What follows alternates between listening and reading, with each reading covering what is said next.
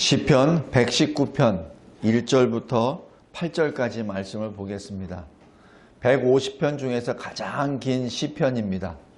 그래서 이 시편은 나누어서 22개로 나누어서 함께 읽고 말씀을 보겠습니다. 이 119편은 이스라엘 백성들이 바벨론 포로에 끌려가고 난 다음에 70년 포로 생활을 마치고 돌아온 다음 지었다라고 보통 이 학자들이 그렇게 보고 있습니다.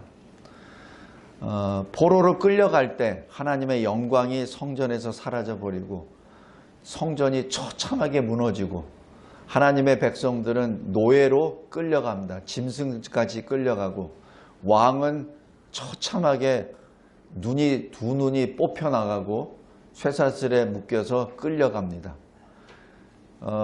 예루살렘 그 자체는 돌 위에 돌 하나 남겨놓지 않고 처참하게 다 무너져 버립니다.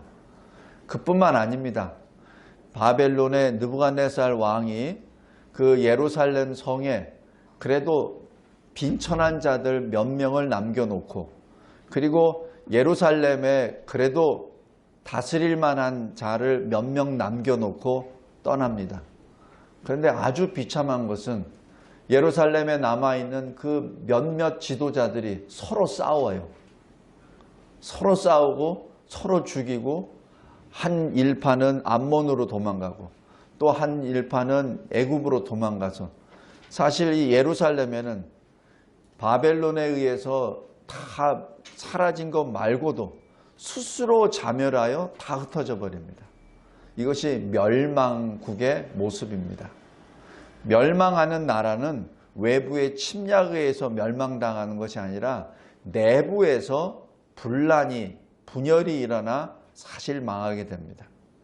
옛날 우리 고구려도 마찬가지 아닙니까?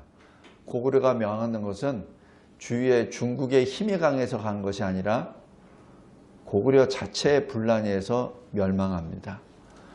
신라가 멸망한 것도 그 약화돼서 멸망당한 것이 아니라 신라 내부에 간자들이 있어서 그래서 스스로 다 분열돼 버립니다. 이 구한말 이 대한제국이 멸망한 것도 똑같습니다. 뭐 한번 제대로 싸워보고 졌으면은 그래도 덜 원통할 텐데 싸워보지도 못하고 그냥 다 져버립니다. 그것이 역사가 증거합니다. 멸망의 원인은 외부에 있지 않고 내부에 있습니다. 여기 이스라엘 백성들이 70년 포로 생활하고 난 다음에 뼈저리게 느꼈던 것은 우리 내부에 무슨 문제가 있다는 얘기죠. 성전이 무너져 버렸기 때문에 성전 중심의 예배 생활도 불가능해져 버렸습니다. 포로에 끌려가서 70년 동안 산 그 땅은 이 이방신을 섬겨야만 하는 그 땅이었죠. 모든 것이 다 틀려요. 언어도 틀리고 문화도 틀리고 거기는 여호와의 이름을 부를 수도 없습니다. 근데 그곳 70년 생활을 통해서 나온 결과 우리가 하나님의 말씀으로 돌아가야 되겠다. 우리가 하나님의 말씀을 온전히 지키지 못했고 그 말씀에 따라 순종하지 않았기 때문에 우리가 이렇게 멸망당했다라는 결론이 맺혀지죠. 그래서 바벨론 70년 생활부터 시작되었던 것이 성전 중심의 예배가 아니라 말씀 중심의 예배가 된 것이죠. 그래서 그 말씀 중심의 예배가 이제는 예루살렘으로 귀환한 다음에 계속 이어집니다. 거기에 지금 대표적으로 나온 것이 시편 119편입니다. 그래서 119편의 주제는 말씀에 따라 행하라입니다.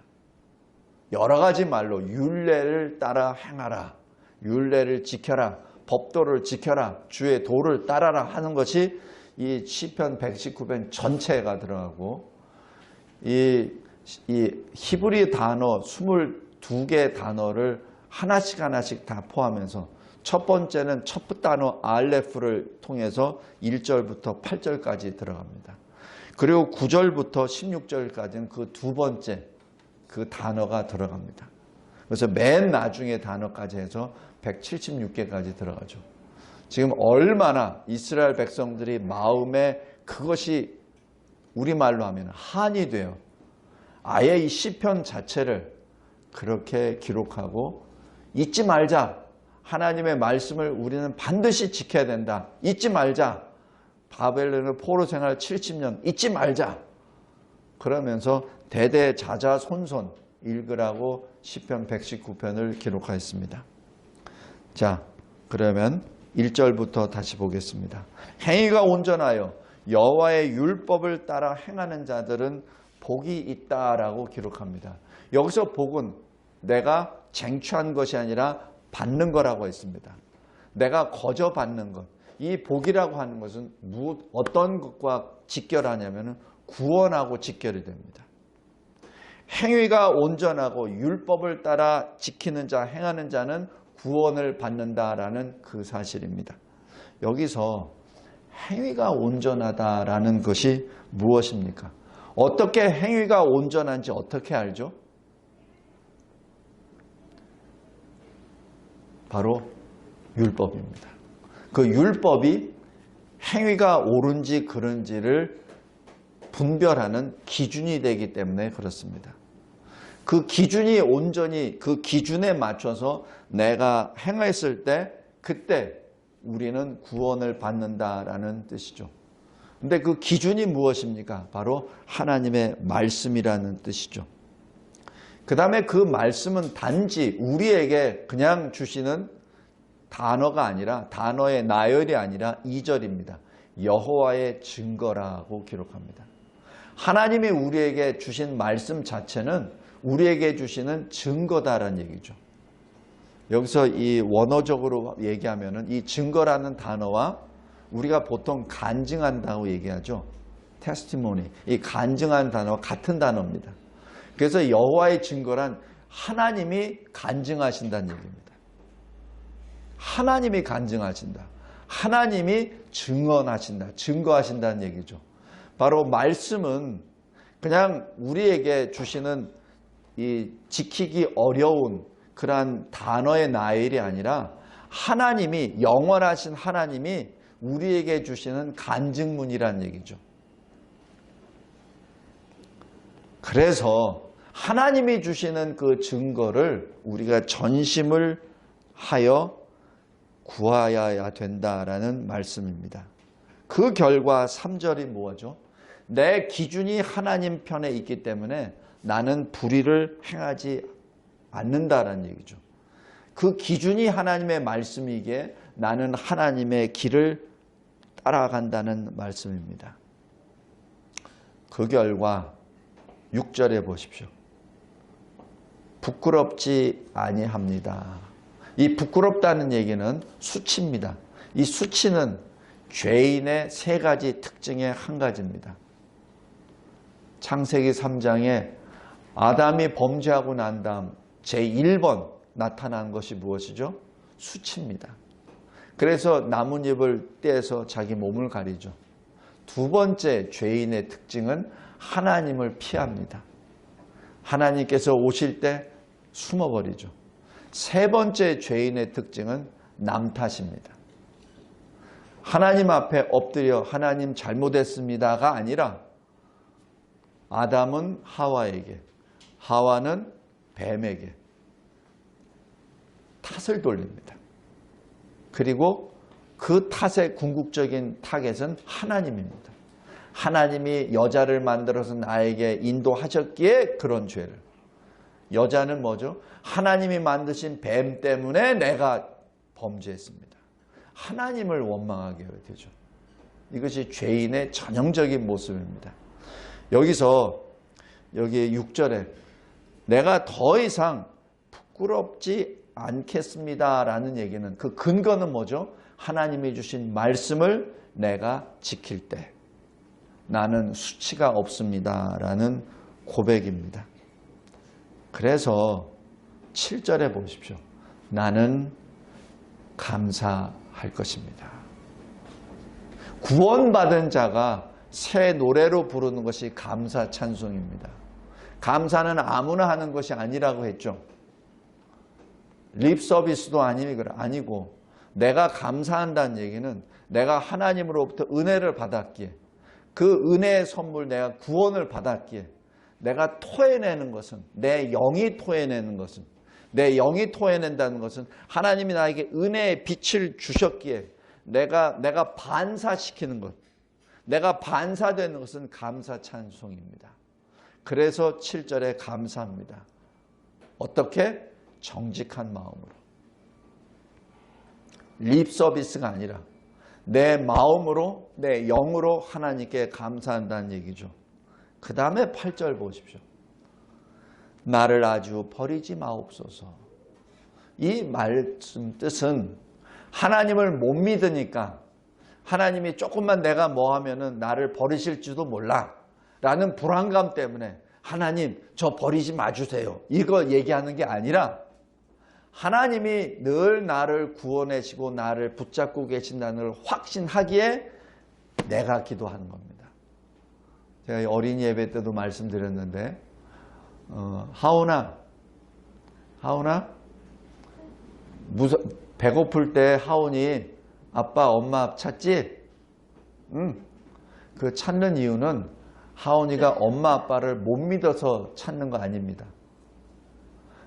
엄마에게 내가 밥을 달라 그래도 밥 안 줄 거야. 그러니까 밥 줘 이런 게 아니에요. 그냥 하온이는 엄마에게 밥 줘. 그러면 엄마는 밥 줘의 밥이라는 단어 있기도 전에 그냥 차려줍니다. 아니 하온이가 이렇게 얼굴을 보고 배고파할까 할 때 미리 다 준비를 해놓죠. 바로 이 8절이 그겁니다. 내가 하나님을 못 믿어서 나를 버리지 마옵소서라고 하는 것이 아니라 늘 나를 지켜주시고 나를 구원해 주시고 나를 넓은 곳에 세워주시는 하나님을 믿기에 내가 이런 고백을 하는 겁니다. 말씀을 맺겠습니다. 시편 119편 이 인생 여정을 걸면서 우리는 늘 혼돈 가운데 살고 있고 늘 우리는 판단을 해야 될 상황 속에 삽니다. 아주 쉽게 얘기해서 아침에 일어날 때 내가 지금 일어날까 말까 조금 더 잘까 덜 잘까 거기서부터 시작해서 우리가 매 순간순간마다 우리의 인생을 걸어갈 때 우리는 늘 판단을 해야 되고 결정을 해야 됩니다. 작은 거에서는 그런 결정도 되지만 큰 거에서는 생명을 걸고 해야 될 그러한 판단과 결단도 해야 됩니다. 그런데 무엇을 가지고 결단하냐는 얘기죠. 그 기준이 뭐냐는 얘기죠. 그 기준이 바로 하나님의 말씀입니다. 왜냐하면 우리는 하나님의 말씀이 우리를 지으셨잖아요. 창세기 1장, 요한복음 1장 하나님과 함께 하셨던 말씀이 우리를 지으셨잖아요. 우리의 생명의 근원이 말씀이잖아요. 그러기에 우리의 판단 기준도 매 순간순간마다 말씀이 될 수밖에 없습니다. 말씀을 떨어지면 말씀으로부터 내가 떨어져 나아가면 그 다음부터는 나에게는 저주요 심판이요 죽음입니다. 비참입니다. 우리의 생명의 시작은 말씀입니다. 그래서 예수님이 요한계시록 1장과 22장에 계속 하신 것이 내가 알파요 오메가요. 내가 처음이요 마지막이요. 내가 시작이요 끝이라고 하신 그 말씀이 바로 그겁니다. 우리의 알파 주님이십니다. 우리의 오메가 주님이십니다. 그래서 이 시편 119편은 그래서 굉장히 중요합니다. 나의 생명의 근원을 따라가라. 나의 생명의 마지막을 바라보라. 주님을 바라보라. 바로 말씀을 붙잡으라는 얘기입니다. 성도 여러분, 이 혼돈의 시대 우리는 살고 있습니다. 혼돈의 시대 또 많은 사람들이 말합니다. 마지막 때라고. 처처에 여러 가지 자연현상들이 막 일어납니다.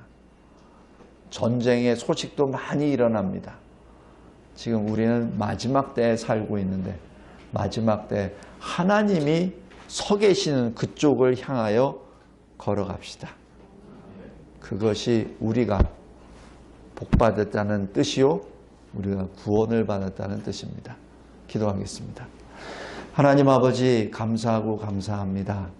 하나님이 우리에게 주시는 이 시편 119편의 이 말씀이 늘 우리 자신을 바라보게 하여 주시고 또 하나님을 바라보게 하심을 고백합니다.